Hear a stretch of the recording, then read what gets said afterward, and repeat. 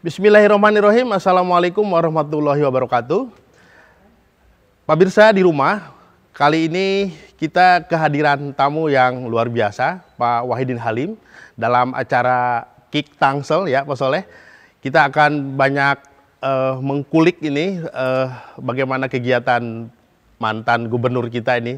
Tentu kawan-kawan di Tangsel, di Banten sudah kangen. Setelah beliau beberapa bulan yang lalu sudah tidak lagi menjabat sebagai gubernur Banten. Nah, hari ini coba kita ngobrol nih santai dengan beliau tentang pribadi, kegiatan pribadinya, dan mungkin juga ke depannya dia mau ngapain gitu ya. Apakah mau jadi gubernur lagi atau mau jadi presiden ya. Kita akan tanya nanti gitu. Begitu Pak Soleh ya? Iya. Ya, saya kira bagus lah sebagai sesepuh kita ya, di Banten yang pengalamannya betul-betul mulai dari bawah, dari kepala desa Pak. dari kepala desa sampai gubernur. Dan tentu bagus, kita akan tanya itu kelanjutannya kemana ya. Iya. Apa kabar nih Pak WH? Baik, Assalamualaikum warahmatullahi wabarakatuh. Waalaikumsalam warahmatullahi wabarakatuh. Apa kegiatan sekarang Pak Adi? Ya nggak ada kegiatan lah, orang udah nggak jadi gubernur. Katanya banyak buka-buka ini sekarang tuh. Saya dengar si tahfidz Quran ya. Asik sekali tuh. Dan memang itu niat udah lama sih. Oh. Selama ini kan 42 tahun saya di birokrasi ya. Dengan segala persoalannya, dengan segala apa ya, saya kira Dinamika dan dilemanya. Jadi saya pikir memang dari dulu begitu saya selesai gubernur, saya mau pengen lebih mendekatkan diri pada Allah Subhanahu Wa Taala, karena saya sehari 42 tahun itu kan waktu cukup panjang dan hampir melupakan Tuhan. Kalau kurang-kurangan bisa lupa sama Tuhan itu jadi pejabat itu. Menarik. 42 tahun dah ya. Sibuk dengan urusan, sibuk dengan duniawi, pokoknya segala tetek dan berbagai persoalan tuh Ya semacam cukupnya nggak ada. semacam restart kali ya. Ya. Kita niatkan satu saat saya ada tanah mau bikin pesantren. Alhamdulillah. Ya, saya bikin masjid, saya bikin pesantren, dan saya lihat yang tepat buat saya adalah anak-anak banyak penghafal Quran yang belum tertangani dengan baik, belum ditreatment, belum diberikan ruang. Ya. Akhirnya saya rekrut 50 orang anak. Alhamdulillah. Ada berapa rumah tahfidz gitu? Saya kira sekarang baru satu rumah, sekarang kita bangun 2 asrama. Di untuk kapasitas 200 orang. Karena ternyata banyak banget peminatnya. Di Kota Tangerang, Pak ya? Di Pinang ya. Di Pinang ya. Iya. Dan saya gratis kan, makan, minum dan sebagainya. Dan Pak WH menikmati sekali ya. Sangat menikmati kita semakin kehidupan semakin bersahaja, dan kita hampir tiap hari sholat ikut hadir malam juga. Jadi saya kira ini memang suasana yang bisa kita untuk lebih dekat lagi pada Allah Subhanahu Wa Taala. Alhamdulillah. Kadang-kadang saya masak sendiri, masakin mereka, nasi goreng atau Buat santri. buat santri, para ustadz. Tapi bukan berarti menghilangkan niat atau fashion ke politik kan? Kalau buat saya mungkin juga, buat Pak Soleh atau buat Pak Teten, politik kayaknya mau Nggak ada habisnya. nggak ada habisnya. Saya bilang sama ibu waktu itu, Pak kok masih masuk politik? Kayaknya kalau kayak saya mati, kalau nggak ada politik mati. Gitu. Nggak ada dinamika, nggak ada konstelasi gitu ya. Jadi saya nggak bisa seperti lumpuh kalau kita nggak berpolitik. Tapi sekarang politik yang bertuhan lah gitu. Dengan mindset yang berbeda. Yang berbeda. Bukan sekedar ambisius, bukan sekedar memasakkan kehendak atau kan kekuasaan, tapi juga politik yang beradab, yang bermoral, dan istilahnya juga ada tanggung jawab kita secara moral kepada publik, pada masyarakat. Di samping itu juga kita bertuhan. Luar biasa nih Pak Soleh, makin lari ke spiritual ya politiknya. Apakah itu berarti nanti akan menjadi modal Pak WH untuk melanjutkan karir politik di Gubernur Banten lagi? Saya belum melihat Atau depan. jadi presiden? Saya belum berpikir ke depan seperti apa, tapi saya cuma ingin sekarang adalah berpolitik, iya. Tapi saya coba menawarkan satu konsep berpolitik dan bertuhan, berpolitik dan beragama, dan sampai nanti kita lepas kontrol gitu ya. Karena kita sadari bahwa semakin tua semakin muncul kesadaran bahwa kita juga harus jangan melupakan hubungan kita dengan Allah secara intens. Karena kalau kita politik dalam arti yang praktek politik, kita kan semakin menjauhkan kita dari hubungan kita dengan Allah. Karena praktek-praktek politik itu ada ya pikiran kotor gitu kan. Jadi gubernurnya ternyata juga luar biasa itu anunya. Dinamikanya, Pak. Dinamika, dan yang menjebak kita juga bisa masuk neraka itu. Suap menyuap, nyogok menyogok. Kita jujur salah, kita nggak jujur apalagi. Nah, saya coba ingin kasih tahu pada banyak orang bahwa jadi kepala daerah, jadi gubernur, kepala daerah pernah masuk presiden memang tidak cocok bagi orang yang para pejuang moral sebenarnya.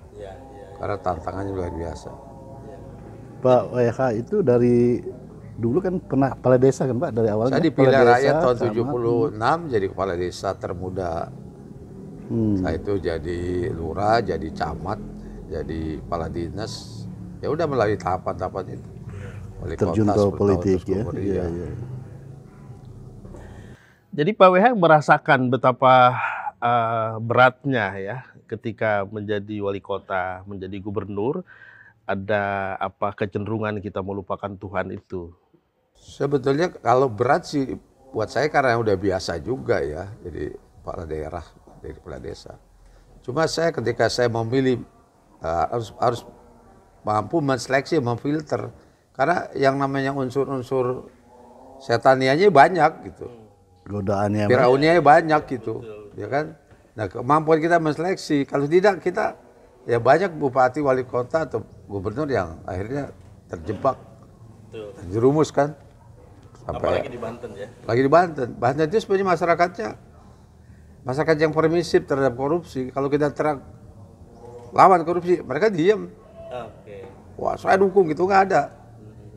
Jadi makanya kalau survei kita ke urutan yang atau variabel yang ke-8, apakah Anda tidak setuju korupsi atau Anda memilih pemimpin yang korup, mereka ke-8. Apa pengalaman Pak WH ketika menjadi gubernur di Banten yang menurut Bapak itu terasa paling mengganggu secara spiritual? Gak ada sebenarnya. Saya membangun secara pribadi tentang keyakinan saya sendiri. Dan saya memang pernah ditakut-takuti bahwa kalau di Banten, tapi saya sampai pernah itu ditakut-takuti. Ya dari dulu kan lawan-lawan politik bilang nggak akan lama, terus juga hati-hati di sana. Ternyata ya nggak ada. Dan karena itu Pak Soleh ya, ada banyak komen di luar itu ketika Pak WH menjadi gubernur di Banten, terasanya itu kurang powerful. Ya bukan persoalan itu sebenarnya, lebih pada kondisi kita 17, 18, 19 kan udah kena COVID-19. Jadi nggak ada waktu. Dapat cobaan itu ya. Apa ya? 19 karena kita tidak bisa begitu banyak silaturahim. Tapi kalau urusan power saya kira bagaimana saya menjadi pemimpin yang menggerakkan masyarakat, ya lihat aja dari hasil pembangunan. Atau mereka nggak ada yang juga protes, nggak ada perlawanan ya kan. Awalnya warga itu pada umumnya pesimis ya dengan Pak WH masuk ke Banten gitu ya. Tapi ternyata kan enggak. Karena ada image gini, saya sering ngobrol dengan kawan tokoh-tokoh di Banten. WH ini kurang Banten katanya. Gimana tuh? Itu kan cara mengenyahkan, cara menolak saya secara politik. Ya politik-politik itu memang dibangun sengaja antara orang Banten atau non Banten, itu politik kepentingan dan politik daerah itu kan gitu. Wah dia bukan orang Banten atau dia orang Banten tapi nggak pernah di sini. Itu saya kira di mana-mana terjadi. Dan terakhir juga kan saya jelaskan. Siapa bilang saya bukan orang Banten. Dan ternyata Pak WH dengan segala tantangan ya, tantangan spiritual maupun tantangan politik di Banten itu, menurut catatan saya cukup berhasil karena semasa beliau ada beberapa pembangunan infrastruktur yang cukup monumental, Pak. Ya, saya kira harus diakui lah Pak WH karena pengalamannya. Jadi tadi ya dari kepala desa, camat, sampai wali kota sampai 2 periode kan Pak ya. 2 periode sampai gubernur, saya kira pengalaman untuk berpolitik, untuk memimpin masyarakat, untuk memanage organisasi yang terkait dengan kemasyarakatan tentu sudah. Dan yang paling monumental dalam catatan media itu adalah berhasil mendirikan atau membangun stadion internasional. Itu sesuatu yang luar biasa itu. Itu ide Pak WH ya? Atau spiritnya bagaimana itu? Ya sekarang kan sebelum saya di Banten kan jadi pertanyaan banyak orang, apa sih yang dibanggakan orang Banten? Pertama kalau dari masyarakat Banten ya tokoh-tokohnya nggak pernah mau tinggal di Banten. Kenapa? Mereka kan terkenal di luar Banten, tapi mereka jarang mau pulang. Yang kedua, apa sih budaya yang dibanggakan sana? Ada nggak yang bisa dikelola? Misalnya jalan aja, mau ke Baduy aja jalan susah. Terus juga pusat kita dapat warisan budaya maupun dari sejarah Banten terkenal dengan Sultan Hasanuddin. Apa yang kita bisa berikan? Karena lama kan begitu kotor. Dan Pak WH berhasil menyulap ya Banten lama, dilakukan revitalisasi di masa beliau dengan arsitektur yang agak different ya, beda. Tapi menurut kawan-kawan budayawan Pak WH begini, itu pembangunan agak salah kaprah tuh dari sisi konsep budaya. Kenapa mengambil misalnya itu konsep bukan budaya lokal, tetapi persis seperti arsitektur yang ada di Masjid Nabawi di Madinah. Nah, itu salah satu kritik yang berkembang waktu itu dan sampai sekarang masih ada tuh. Sambil minum Pak, sambil sekarang apa sih budaya lokal yang bisa kita tampilkan? Yang go public atau internasional? Apa saya juga sampai hari ini nggak tahu saya. Saya cuma melihat bahwa itu tempat orang berziarah, ada wisata spiritual, dan memang tempatnya harus siapkan yang layak. Ya, para budayawan dulu nggak protes tuh ketika itu kumuh, kotor, ya kan? Ketika masjid lama seperti diperlakukan sewenang-wenang oleh publik, masyarakat maupun ada budayawan, apa yang ditampilkan? Nggak ada. Tapi begitu kita bikin memang seperti Madinah, Madaniyah, apa namanya di sana, orang kan mulai. Saya udah sebelum itu kan jauh sebelum itu proposal udah saya sampaikan para budayawan. Mau bikin apa? Arsitektur yang namanya budaya lokal seperti apa? Ya itu aja yang dipertahankan. Menara masjid. Yang dipertahankan itu simbol anunya bahwa Kesultanan itu simbolnya adalah menara masjid. Itu kan saya pertahankan. Tapi kekumuhan, kekotoran dan sebagainya, jorok. Ya akhirnya saya dengan pendekatan seperti kayak Madinah itu kan, itu masyarakat bawah sih sangat senang, sangat mengagumi, apalagi penjara-penjara yang dari berbagai daerah, ya kan? Saya kira kalau dipikir secara matang sebetulnya secara ini itu pas. Fanatisme Islamnya di Banten kan cukup kuat. Jadi kalau ada itu makanya masyarakat awam pada umumnya, masyarakat awam ya, itu senang sekali, betul itu. Senang. Tapi gini, sebelum masuk ke arsitektur, kritik itu makin menguat Pak WH ya ketika terjadi banjir. Kenapa banjir? Misalnya begini, drainase yang mengelilingi Kesultanan itu berasal dari sungai Cibanten. Cibanten itu oleh para kokolot di Sunda, terutama di Baduy, dianggap sakral. Jadi kalau orang Baduy dulu, sampai sekarang sebetulnya, ketika seba sebelum nyampe ke Abah Gede itu gubernur ya, itu mandi dulu di Cibanten itu. Nah, sebagian airnya itu oleh Sultan dulu dialirkan lewat Kesultanan, bahkan mengelilingi area itu, sampai ada yang ke bawah itu. Nah, perhatian para pengamat itu kemarin kok drainasenya itu tidak dibangun sehingga terjadi banjir dalam sejarah pertama kali itu. Yang bangun drainase itu kan saya, lingkungan kesultanan. Banjirnya kan sebenarnya mulai dari Sidang Hela. Apa penyebab banjirnya? Ya itu, kali dijadiin rumah. Itu bukan karena korban, karena urban society yang tidak dikendalikan. Masyarakat urban itu dengan wali kotanya yang sama sekali tidak punya inisiatif. Rata-rata di sana begitu. Gak ada urusan yang kebersihan, drainase dan sebagainya. Itu tugas wali kota, bukan tugas gubernur. Bahkan yang bikin taman dari wilayah tol timur itu kan saya yang bikin taman. Jadi belum diperkenalkan masyarakat ini tentang bagaimana hidup di tengah masyarakat perkotaan. Infrastruktur perkotaan itu belum digarap, memang tidak ada sama sekali program. Jadi keliru kalau orang itu menyalahkan gubernur, salah dia. Karena itu tugas-tugas itu adalah tugas wali kota. Bahkan kita sudah siapkan tata ruang. Tapi kalau yang kali di sekitar Sultanan, yang normalisasi saya, yang melebarkan saya, yang menjadikan sekarang bening itu saya. Kita tadi coba lihat di depan Dan itu memang domainnya provinsi ya. Domainnya provinsi. Tapi kalau justru itu memang ditelantarkan. Siapa selama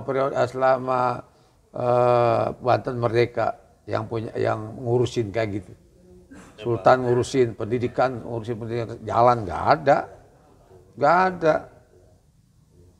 Makanya saya berani debat itu. Kamu ngeritik saya urusan apa? Itu udah pakai bendungan Sidang Hela saya sama Pak Jokowi beres itu. Ya karena kalau lihat di lapangan, udah nggak bisa. Ya, memang Banten ini... Memang Banten itu orangnya cuma tukang kritik, tapi partisipasi nggak mau. Kalau diajak ngobrol nggak mau dia. Nah itu yang saya dengan beberapa tokoh di Banten tuh sering berpikir, ini kenapa Banten selalu begini gitu kan. Dan setelah Banten modern ya, Banten modern itu yang saya maksud adalah pasca berpisahnya dari Jawa Barat atau setelah dia menjadi provinsi itu, memang tidak pernah berhenti Pak ya, konflik-konflik itu, ada faksi-faksi itu. Dia memang itu merupakan budaya situ Pak, keturunan Sultan Ageng Tirtayasa itu kan dibuang sama anaknya Sultan Haji, dipenjarakan. Konflik-konflik di Sultan itu sampai sekarang terus terjadi. Sana terjadi paksi, pragmatisme, paksi cukup banyak. Karena apa? Ya maaf, orang-orang Banten selalu menampilkan, contohkan kepentingannya masing-masing. Beda sama orang Tangerang ini. Orang Tangerang juga udah banyak pendatang, semua kerjasama. Di sana enggak, tampil selalu ada kepentingan. Lalu proyek aja pengen dia punya proyek, berebut proyek, bancakan. Kalau kita jujur, dia musuhin. Kita bener, dia musuhin. Kita bagi, dia senang. Tapi kalau udah dibagi, ada masalah kita yang dibawa. Korbannya Bu Atut itu. Waktu itu korban dari pertarungan kepentingan. Secara tidak langsung. Bagi seorang ibu kan dia, karena ibu itu kan tidak pengalaman. Bukan kayak saya pengalaman pemerintahan, pengalaman dari kemasyrakatannya ya, termasuk pengalaman mengolah itu. Sakiti juga. Kalau kita lihat kasusnya tidak. Nah itu yang banyak dilihat bahwa sejak Pak Joko sampai ke Pak WH jadi gubernur itu, para pemimpin di Banten itu tidak mulai membangun Banten dari akarnya. Jadi gini, akar di Banten itu memang istimewa. Ada 3 unsur Pak di Banten yang tidak bisa dilupakan. Itu 1 ulama, 2 jawara, 3 kesepuhan. Nah sebetulnya ini adalah modal yang kuat. Jawara yang mana yang namanya jawara? Yang mana namanya ulama? Kesepuhan itu yang mana? Saya mau tanya balik tuh. Kesepuhan yang ada di depan Sultan, yang berebut itu koplak tiap hari. Kelopak. Jawara yang mana? Jawara yang jadi pemborong, yang berebut proyek. Ulama yang mana? Ulama MUI kita dekat kok, kita malah kasih hibah. Pondok pesantren kita kasih hibah. malah tidak dikorupsi. Itu kan pendekatan-pendekatan dari teoritik begitu, kondisi kultur dan sosiologinya. Tapi kalau kita lihat di lapangan, nggak ada, ya. nggak ada, ya kan? Nggak ada. Malah di antara itu saling intervensi, saling berkomunikasi. Mungkin yang dimaksud bukan community ya, bukan komunitas, tetapi value kali ya.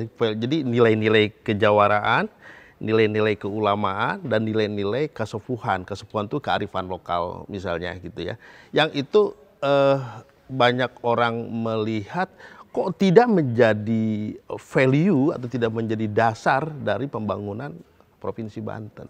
Yes. Kalau saya kan konsepnya konsep tentang pembangunan masyarakat itu bagaimana kita memberikan akses bagi rakyat seluas-luasnya agar pemerintah hadir di dalam berbagai persoalan. Kita lihat Undang-Undang Dasar 45 mengatur tentang kecerdasan bangsa. Kita gratisan SMK, kita bangun SMA. Ya, Itu kan pelayanan dasar kan? Ya, betul. Pelayanan dasar yang kita lakukan sebagai gubernur, bupati, wali kota itu mengacu ke situ. Public services bukan bagaimana kita harus melayani misalnya kepentingan-kepentingan elit atau sektor-sektor tadi. Pada pelayanan sektor. Kesehatan kita bangun rumah sakit.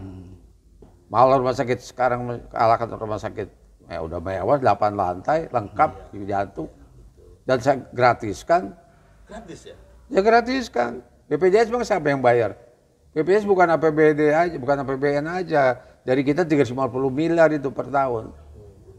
Rakyat nggak bayar, mana ada rakyat bayar. Kalau itu Pak Wahidin, kalau saya kira untuk itu memang ada ya, pasti akan terjadi di kasus seperti itu. Orang-orang yang punya kepentingan tidak terpenuhi, ya pasti ada aja alasan itu. Itu benar Pak. Ya, jadi tapi yang saya mau ingin tanya Pak, ya itu di Pandeglang itu kan ada beberapa informasi bahwa ada daerah yang tertinggal, desa-desa tertinggal sekitar 127 kalau nggak salah itu.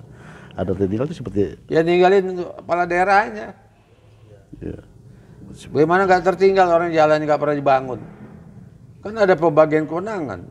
Enggak, maksudnya enggak ada dari gubernur untuk kepada kepala daerah di Pandeglang itu ada arahan. bantuan bentuknya. Tapi kalau kita kasih kan sampai enggak? Makanya kita intervensi dengan pembangunan lingkungan. Iya. Semua jalan-jalan provinsi udah kita dengan cor. Coba lihat sampai ke sumur sekeliling. Iya betul. Kita cor kan? Nah, mereka harus tumbuh dari masyarakat sekitar, dari kepala daerah sekitar. Memang dari sisi infrastruktur di zaman Pak WH ini kelihatan Pak, dari jalan, dari pembangunan olahraga tadi. Tapi gini, catatan kita di media ini, meski Pak WH sudah bekerja keras, ternyata Banten ini masih ada di barisan belakang dari misalnya pengangguran ternyata terbanyak ya se-Indonesia di provinsi itu. Kemudian korupsi itu nomor 4, masih nomor 4 Pak. Kalah. Nomor berapa ya? Itu pikir budayanya nggak mau tahu soal catatan-catatan kita. Yang menerima penghargaan daerah tidak korupsi kita nomor 3 besar setelah Jawa Tengah. Coba baca ulang. IPM kita tinggi. Sejak Pak WH. Ya iya. Pertumbuhan ekonomi kita bagus. Coba lihat ya dibuka-buka lagi. Pengangguran memang karena apa? Karena formulasi dalam hal pendataan terhadap pekerjaan masyarakat kita itu. Jadi dengan menggunakan indikator orang yang dimaksud bekerja yang tidak nganggur itu ada 8 jam. Tapi sementara sebagian orang Tangerang Selatan, sebagian orang Tangerang, kota termasuk itu mereka sekarang udah bekerja di depan meja. Betul, digital. Dengan digital. Tapi stunting masuk tinggi loh Pak di Banten. Stunting di daerah Pandeglang. Ya. Itu kan udah kita programkan waktu itu. Itu karena akibat dari persoalan gizi dan sebagainya. Iya memang itu. Tapi semua sudah kita lakukan. Catat IPM kita. Catat income per capita, pendapatan kita. Naik. Nah, ada satu lagi nih yang sering diobrolin para elit di Banten ya, soal Bank Banten nih, Bank Banten. Ini kan Saya pernah ikutlah ngobrol dengan Topik Ruki dengan beberapa tokoh di Banten waktu merintis itu di Hotel Ledian. Jadi pertanyaan begini, kita punya Bank Banten loh, tapi kenapa kota dan kabupaten masih pakai BJB? Ini kebijakan provinsi, kenapa nggak bisa anggaran APBD itu sirkulasi distribusinya lewat Bank Banten? Problemnya di mana itu, Pak? Trust. Orang Tangerang itu nggak percaya, termasuk saya dulu. Nggak percaya sama Bank Banten. Karena Bank Banten itu sejak didirikan sampai saya masuk, itu bukan bank yang bisa dipercaya. Brengsek itu bank. Siapa zaman Rano Karno akuisisi dari Bank Pundi. Rusak di situ udah anunya banyak itu. Kan saya pernah laporkan KPK. Pak Taufik kan tahu waktu itu. Orang yang dekat Rano itu tahu. Dan dari awal kita memang waktu itu juga sebagai wali kota tidak setuju Bank Banten. Karena itu jadi bancakan, benar jadi bancakan. Dan terbukti ada korupsi KPK ya? Bukan apa namanya. Bank Pundi dalam keadaan kolab dibeli oleh kita, diakuisisi. Ya kan? Tuh, banyak ada apa itu ya? Kredit macet. Ada apa? Kenapa itu nggak di demo, nggak diprotes? Karena waktu itu. Kenapa dibiarin? Kenapa Pak Taufik semua setuju ada Bank Banten itu? Karena apa? Karena itu menjadi simbol bahwa itu adalah majunya sebuah perekonomian. Ya kan? Tapi saya bilang nggak rasional. Nggak rasional. Makanya waktu teman-teman tokoh masyarakat undang saya hadirkan. Kita punya utang 3,7 triliun. Habis aset nggak ada. Udah proses nggak benar, belinya nggak benar. Saya berani nyatakan itu. Debat sama siapapun. Karena saya tahu. Nggak benar. Dikelola dengan nggak benar. Tapi kenapa disepakati? Bantuan penyerahan modal itu hampir 900 miliar. Hilang. Nah itu kenapa disepakati itu ya? Ya sebelum saya.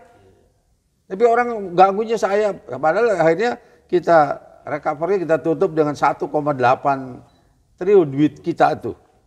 Masuk ke... Karena ya masuk di korupsi. Akhirnya kita recovery dengan itu. Berdasarkan perintah Pak Presiden. Itu kalau nggak ada saya, bangkrut itu. Ketangkep semua itu kalau nggak ada saya.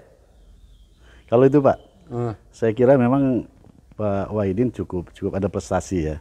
Tapi kecuali infrastruktur dan ada beberapa ini, apalagi Pak, sekolahan Tadi gimana? saya mau tegaskan, itu Bank Banten bisa hidup normal kayak sekarang prestasi saya. Prestasi saya. Kalau orang-orang nggak bisa itu nangan itu, termasuk PJ sekarang. Ayo sekarang kita mau karena saya lobby ke Presiden, ke Menteri Keuangan, kemana. Untuk mempertahankan Bank Kita Banten. persetujuan juga lobby ke Dewan, persetujuan untuk 1,8 kita akan penyataan modal. Sampai baru manajemennya kita perbaiki, modalnya kita tambah. Statusnya dari status dalam keadaan bank dalam kita dari OJK bank bermasalah diselesaikan. Tapi orang-orang Banten tidak pernah melihat itu. Dia tidak mengapresiasi. Banten itu saya bilang kalau kita prestasi dia nggak pernah mengapresiasi kalau kita punya prestasi. Tapi kalau kita bagi duit, kita bantu, dia baru menghargai bahwa kita berhasil. Ayo kita debat sama tokoh-tokoh. Pak WH ngomong begini nggak masalah didengar oleh warga Banten? Nggak ada masalah, memang saya ingin ngomong begini. Makanya terima kasih Pak ini disuruh ngomong. Dan inilah kelebihan Pak Wahidin. Dari waktu di kota juga sama seperti ini persis. Nggak ada. Nggak takut kalau beliau nanti nyalonin gubernur lagi, lalu kehilangan simpati? Dan mereka dulu emang nggak simpati sama saya. Iya kan? Nggak simpati tapi saya menang. Iya. Karena saya berada di tengah rakyat, saya hadir di tengah rakyat. Ya kan? Jadi ceritanya mau nyalon lagi nih? Ya lihat aja ke depan, bagaimana ini, gimana restu Pak Soleh ini. Tapi kalau mau nyalon lagi berat loh Pak. Lawannya ini muda-muda loh. Ada Airin, Akhirnya mau ditarik katanya nih, nggak jadi dia ke Jakarta. Dari dulu Pak Teten tuh nakut-nakutin saya, tapi saya nggak takut. Bukan. Iya. Ini realitas nih. Ada Realitas itu gimana? juga Ya, gitu. ya, dulu dong. Jangan main nakut-nakut orang kalah menang bisa tidak bisa. Waktu nyalon kemarin juga masih ada begitu Lawan seperti Soekarno itu ya. ya. Dulu beliau bilang lawannya berat. Kata beliau enggak, lawan menang saya. Saya mau politisi yang selalu Percaya diri. optimis, saya mau percaya diri. Beliau memang punya aliran darah Jawara, Pak. Jadi petarung ulung beliau. Kalau kita baca silsilah beliau, Pak nih, ya beliau orang tuanya itu Haji Jiran, itu tokoh terkenal di Tangerang dan ahli pencak silat, pendekar ulung lah. Dan kalau ditarik, iya tapi guru tapi jago silat juga. Tapi kalau tarik lagi dia ke Arya Wangsakara, cucunya Gesang Ulun yang di Sumedang, Raja Sunda paling termasyhur waktu itu. Jadi memang beliau punya trah. Jadi kalau soal Banten itu kecil buat beliau tuh. Dan yang pasti Pak Uten, Pak Wahidin ini dengan modal nothing tulus. Dalam segala, nothing tulusnya itu yang membuat kepercayaan diri yang iya, betul. Saya perhatikan dari kota, dari ini semua, nggak ada rasa takutnya, nggak ada rasa ininya, karena nothing tulus. Nah ini. Ya makanya orang-orang bicara korupsi apa sih? Nah jadi tingkat resistensi warga di Banten itu cukup besar memang ke beliau. Yang paling fenomenal tingkat resistensi itu ketika para buruh ya demo di kantor gubernur, dan ini luar biasa bisa masuk ke kantor beliau. Bagaimana mungkin Pak kantor gubernur bisa dimasukin oleh para buruh? Senang saya malah dia masuk. Senang? Kenapa? Karena saya di situ diuji soal keteguhan prinsip saya sebagai seorang gubernur. Bukan kayak yang lain. Yang bikin percantan suruh minta naik-naik. Kalau saya enggak. Saya komitmen pada undang-undang dan komitmen pada perintah Presiden melalui Menteri Tenaga Kerja bahwa tidak boleh gubernur naikin sesuai dengan rumusan formulasi. Di situ saya tegas bilang Pak Jokowi, saya akan pertahankan apapun resiko saya. Waktu itu melihat di TV ruang kerja dan meja kerja Bapak itu dinaikin kaki, itu marah nggak? Enggak marah. Emang dia lagi pengen duduk ruangan gubernur, kenapa kita marah? Dan pertanyaan kita tuh kenapa bisa masuk itu? Lah polisi itu mah. Pengamanan ya urusan. Kalaupun dia skenarioan bahwa ini salah satu bagaimana dia bisa masuk lagu WH nanti, saya nggak berpikir politik. Saya berpikir, saya hormati mereka, ya mereka menuntut, ya wajar dong dia menuntut. Ketika mereka nggak puas lalu masuk ke ruang saya, ya please silakan aja. Kenapa kita jadi beban? Dan itu udah catatan sejarah di Banten, baru kali ini seorang gubernur diserbu oleh buruh dan didudukin ruang kerjanya. Jangan dinegatifkan, jangan diminorkan. Kalau dianggap sejarah itu kan minor. Seperti kita nggak punya apa-apa, power. Tapi kita balik secara positive thinking bahwa itu memang hak mereka untuk demo, lalu mereka masuk ke ruangan itu lalu duduk-duduk. Dan saya tidak merasa terhina. Dan nyatanya Pak WH gubernur itu sendiri tidak merasa terhina. Itu dia. Itu apa? Dan apa tidak akhirnya? ada tindakan balasan kan, tidak ada, atau kita respect sama beliau sikap itu. Ketua PDRC datang ke tempat saya dua-duanya. Bagaimana lalu dia minta damai? Lalu si yang masuk ke ruang saya juga nangis, ada fotonya, cium tangan. Lalu saya doakan dia. Saya baca doa di depan dia. Minta maaf. Dia minta maaf. Luar biasa itu. Dahsyat. Jadi kelegowoan seorang pemimpin. Nah gini, saya pernah membuat statement dan itu kemudian banyak direspon. Bahwa di Banten itu minim pemimpin, tapi yang banyak itu penguasa itu.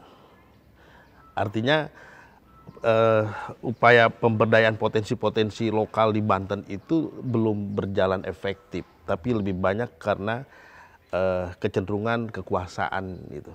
Bukan memimpin tapi berkuasa itu. Ada komentar seperti itu?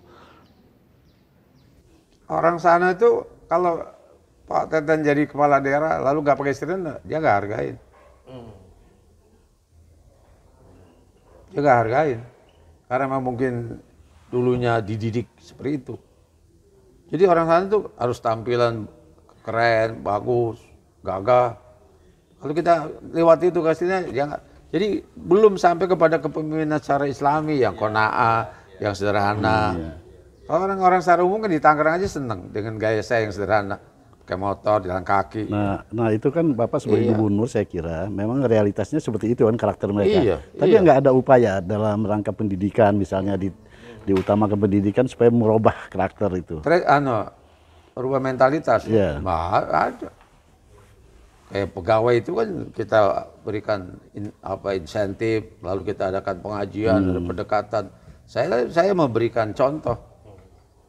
Tapi sementara orang orang tertentu itu memang ingin menampilkan bahwa dengan kekayaan, dengan kekuasaan, ya, itu pola-pola patronisme, feodal dikembangkan. Sementara dia datang dengan progresif, dengan melakukan semacam resolusi.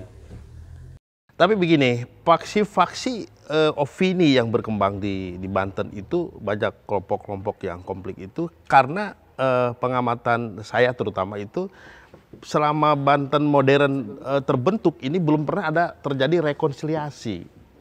Baik rekonsiliasi budaya, rekonsiliasi nilai maupun rekonsiliasi politik gitu. Itu yang menjadi sumber konflik yang tak berkesudahan. Kalau politik buktinya saya didukung.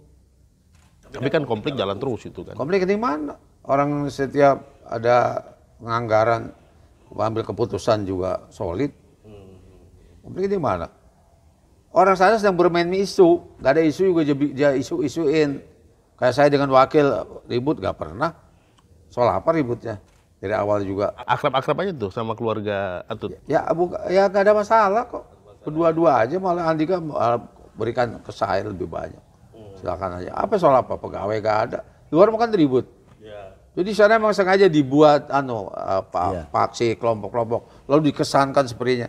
Gak ada masalah dan saya nggak mengalami hambatan apa-apa. Dan mengatasi itu, mengurangi atau mengeliminir konflik-konflik faksi itu, apa yang dilakukan Pak? Gak ada yang perlu dieliminir. Emang di sana ada faksi apa? Orang dia mengaku sendiri, seorang bilang bahwa saya faksi ini, saya LSM ini, saya mau, malah merasakan biasa aja kayak di sini.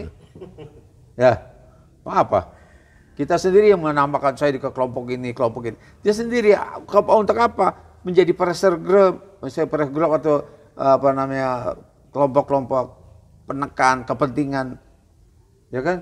Untuk apa? Untuk ini dapat proyek.